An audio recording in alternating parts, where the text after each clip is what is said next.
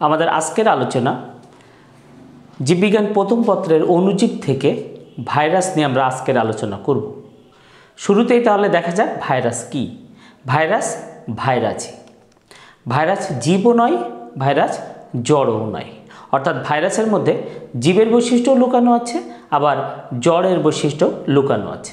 অর্থাৎ ভাইরাস যখন কোনো সজীব কোষের মধ্যে অবস্থান করে তখন সে ভাইরাসটা হলো জীবিত, আর ভাইরাস যখন কোনো মৃত অর্থাৎ মৃত কোষের মধ্যে বা কোষের বাইরে অবস্থান করে তখন ভাইরাস হলো মৃত। তাহলে ভাইরাসের মধ্যে দুই ধরনের বৈশিষ্ট্য রয়েছে, জীবীয় বৈশিষ্ট্য এবং জড় বৈশিষ্ট্য। দেখে আসি ভাইরাসকে আবিষ্কার করেছেন। দেখো, ভাইরাসের আবিষ্কার হলো দিমিত্রি আইভানোভস্কি, তিনি ভাইরাসের আবিষ্কার করেছেন। ভাইরাস নামকরণ করেন কে? মার্টিনাস বিজারিক, তিনি ভাইরাস নামকরণ করেন। খুবই গুরুত্বপূর্ণ এমসিকিউ। তামাকের মোজাইক ভাইরাস স্টেইনলি, এনাকে আবার ভাইরোলজির জনকও বলা হয়। ইনি তামাকের মোজাইক ভাইরাস আবিষ্কার করেছেন, অর্থাৎ টিএমভি আবিষ্কার করেছেন। এইচআইভি ভাইরাস আবিষ্কার করেন হলো বিজ্ঞানী গ্যালো, খুবই ইম্পর্টেন্ট একটি এমসিকিউ এর কোশ্চেন। হেপাটাইটিস বি ভাইরাস আবিষ্কার করেন বিজ্ঞানী ব্লুমবার্গ, তিনি হেপাটাইটিস বি ভাইরাস আবিষ্কার করেন। এটা আমরা সহজে মনে রাখতে পারি, ব্লুমবার্গের বি আছে এবং হেপাটাইটিস বি ভাইরাস, তাহলে এটা দেখে আমরা সহজে এমসিকিউটা মনে রাখতে পারি। এই যে ব্লুমবার্গ ভিটামিন ভাইরাস বি ভাইরাস আবিষ্কার করেছেন হলো ব্লুমবার্গ। হেপাটাইটিস সি ভাইরাস এটা আবিষ্কার করেন হলো J Alter, hepatitis C virus, যাকে আমরা তুষের আগুন হিসেবে চিহ্নিত করা হয়েছে। সায়ানোফাজ অর্থাৎ সায়ানো ব্যাকটেরিয়াকে ধ্বংসকারী ভাইরাস, সেটাকে বলা হচ্ছে সায়ানোফাজ। এটা আবিষ্কার করেন বিজ্ঞানী সেফারম্যান এবং বিজ্ঞানী মরিস। ভাইরাস ভাইরাসই এমন একটি মতবাদ দিয়েছেন, অর্থাৎ ভাইরাসে জীবও না, ভাইরাসে জড়ও না, তাহলে ভাইরাস ভাইরাসই এমন একটি মতবাদ দিয়েছেন বিজ্ঞানী লভ। ভাইরাসের যদি আমরা গড় ব্যাস দেখি যে গড় ব্যাস কেমন হতে পারে ভাইরাসের, এটা গড় ব্যাসটা হবে 8 থেকে 300 ন্যানোমিটার। খুবই ইম্পর্টেন্ট একটি এমসিকিউ, তোমাদের মনে রাখতে হবে। সবচেয়ে ছোট্ট প্রাণী ভাইরাস, প্রাণীদের মধ্যে সবচেয়ে ছোট প্রাণী ভাইরাসটা সেটা হলো ফুড অ্যান্ড মাউথ রোগের ভাইরাস। সবচেয়ে বড় প্রাণী ভাইরাস এটা হলো ভিরিওলা ভাইরাস। একসূত্রক ডিএনএ ভাইরাস, দেখো ডিএনএ সবসময় দ্বিসূত্রক হয়, এটা আমরা সবাই জানি, কিন্তু স্পেশালি একটু পার্থক্য আছে। একসূত্রক ডিএনএ ভাইরাস এটা হলো M13 কলিফাজ। দ্বিসূত্রক আরএনএ ভাইরাস, আমরা জানি আরএনএ ভাইরাসগুলো একসূত্রক হয়, কিন্তু এই আরএনএ ভাইরাসটা হলো দ্বিসূত্রক আরএনএ ভাইরাস। এটা ধানের বামন রোগের ভাইরাস এবং রিও ভাইরাস, এগুলো স্পেশাল এমসিকিউ, খুব স্পেশালি তোমাদের মনে রাখতে হবে। যেমন দেখো রিট্রো ভাইরাস হলো এইচআইভি। রিট্রো ভাইরাস কারা? যেসব ভাইরাসরা রিভার্স ট্রান্সক্রিপশন করে। রিভার্স ট্রান্সক্রিপশন কী জিনিস? আরএনএ থেকে ডিএনএ তৈরি হয়, এই ধরনের রিভার্স ট্রান্সক্রিপ্টেজ যারা করে তাদেরকে বলা হয়েছে রিট্রো ভাইরাস। যেমন উদাহরণ হিসেবে আমরা কাকে নিয়েছি? এইচআইভি হলো একটা রিট্রো ভাইরাস। তাহলে চলো দেখি একটি ভাইরাসের গঠন আমরা দেখে আসি যে ভাইরাস কী কী নিয়ে তৈরি হয়েছে। তাহলে ভাইরাসের গঠন এখন আমরা দেখব ভাইরাসের গঠন, ভাইরাস কি কি নিয়ে তৈরি হয়েছে ভাইরাসগুলো। দেখো, ভাইরাস নিউক্লিক অ্যাসিড এবং প্রোটিনের সমাহার মাত্র হলো ভাইরাস। আমরা একটু ছবি দেখে আসি। দেখো, এটা হলো ভাইরাসের গঠন।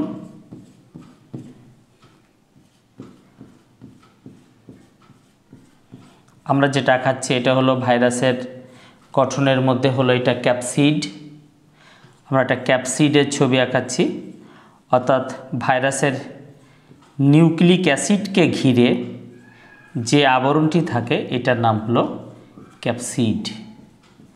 এটা নিউক্লিক অ্যাসিডকে ঘিরে থাকে, এটা হলো ভাইরাসের একটা ক্যাপসিড। তাহলে আমরা যেটা আঁকালাম এটার নাম হলো ক্যাপসিড। ক্যাপসিড, তাহলে এটা হলো ভাইরাসের ক্যাপসিড। ক্যাপসিড, ক্যাপসিডের এই যে এককগুলো থাকে, এই যে এক একটাকে যে একক আমরা বলছি, এই এককের নাম হলো ক্যাপসোমিয়ার। ক্যাপসোমিয়ার। তাহলে ভাইরাসের বাইরে একটা আবরণ দেখলাম, এটার নাম হলো ক্যাপসিড, এটা প্রোটিন দিয়ে তৈরি হয়েছে এবং ক্যাপসিডের এককের নাম হলো ক্যাপসোমিয়ার। এরকম কতগুলো ক্যাপসোমিয়ার এখানে থাকতে পারে?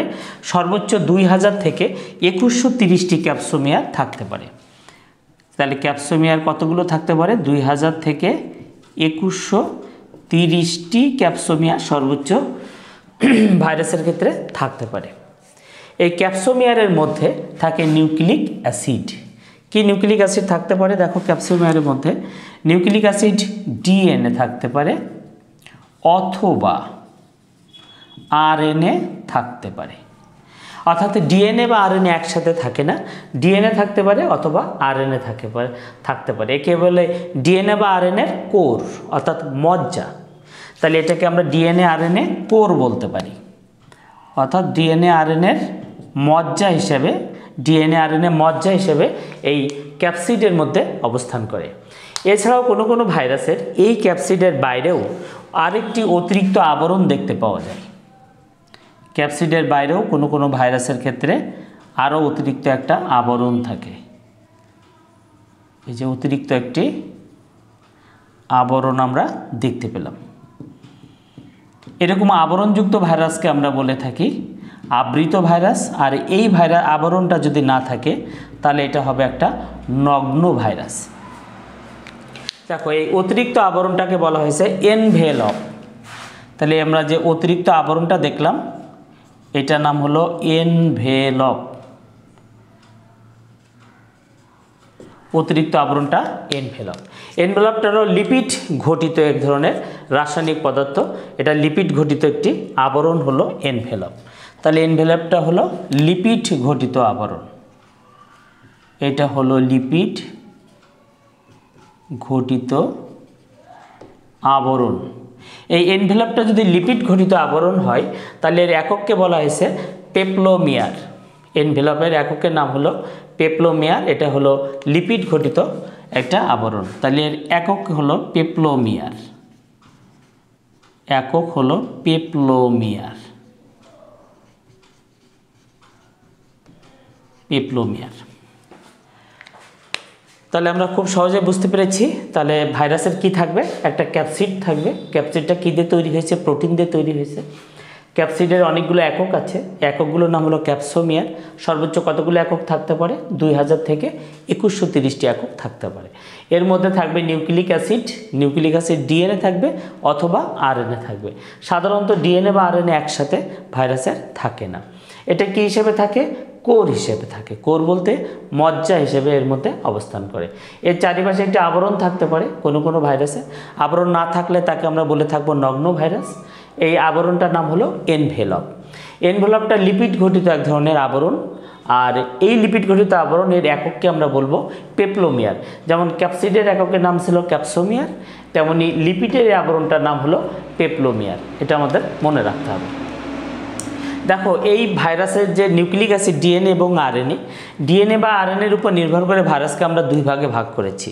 যাদের নিউক্লিক অ্যাসিড ডিএনএ থাকে সেগুলোকে আমরা বলেছি ডিএনএ ভাইরাস, এবং যাদের নিউক্লিক অ্যাসিড আরএনএ থাকে সেগুলোকে আমরা বলেছি আরএনএ ভাইরাস।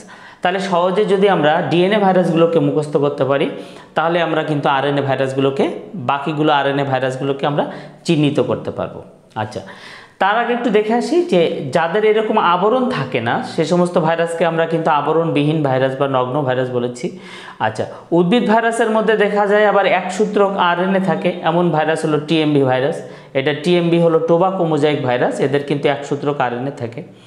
আবার প্রাণী ভাইরাসের ক্ষেত্রেও আমরা দেখেছি যে দ্বিসূত্রক ডিএনএ থাকে, এমন কিছু প্রাণী ভাইরাস আছে যাদের দ্বিসূত্রক ডিএনএ থাকে। আবার কিছু ব্যতিক্রম আছে, যেমন ফুলকপির মোজাইক ভাইরাস, এটা একটা DNA virus. Polio virus, rabies virus, HIV virus, এগুলো আবার কিন্তু আরএনএ ভাইরাস। তাহলে খুব সহজেই আমরা কিছু ডিএনএ ভাইরাস এবং আরএনএ ভাইরাসের নাম জেনে নিলাম। এছাড়াও এই যে আমরা দেখলাম যে নিউক্লিক অ্যাসিড থাকে, ক্যাপসিড থাকে, ক্যাপসোমিয়ার থাকে, এ বাদেও ভাইরাসের মধ্যে কিছু এনজাইমও আমরা লক্ষ্য করি।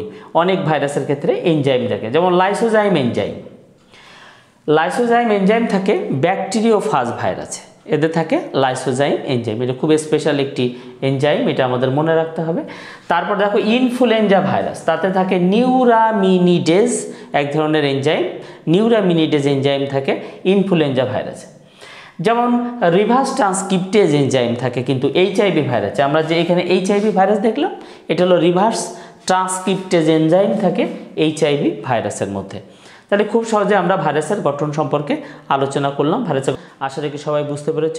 সবাইকে ধন্যবাদ।